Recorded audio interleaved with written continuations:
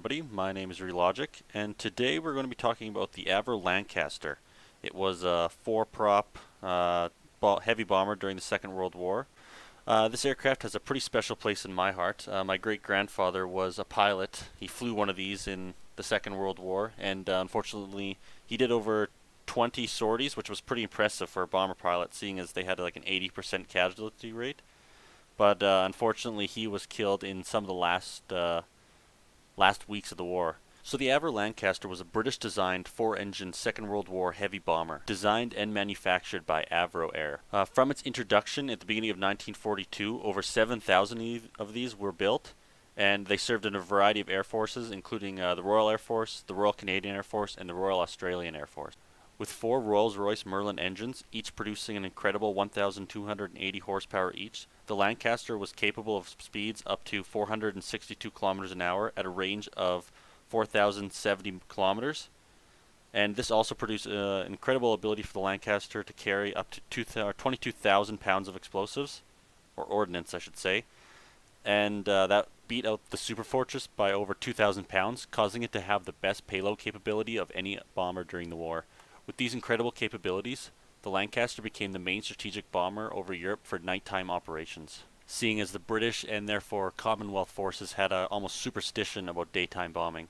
The Lancaster really hit fame when it was chosen to serve with the 617 Squadron to be designed to carry the bouncing bomb, which was used in Operation Chastise to attack the German Ruhr Valley dams. Another famed operation that the Lancaster took part of was the sinking of the Tirpitz. Squadrons 9 and 617 again took off from air bases in northern Russia to attack the Tirpitz, which was anchored in the Kaf Fjord off northern Norway. On the 12th of November 1944, these squadrons and the Lancasters, along with the 12,000-pound bomb called the Tall Boy, were successful in sinking the Tirpitz when she capsized in the fjord, killing approximately 1,000 of her crew that day. None of the attacking aircraft were significantly damaged, and all returned safely to base. So the standard armament of this aircraft was to have a total of 8 7.7mm Browning machine guns. It had 2 in the nose turret, 2 in the dorsal, and then 4 in the tail turret. The Lancaster conducted a total of 156,000 sorties and dropped over 608,000 long tons of bombs between 1942 and 1945. Only 35 Lancasters completed more than 100 successful operations each, and over 3,000 were lost in action. The most successful survivor completed 139 operations and was ultimately retired from service and scrapped in 1947.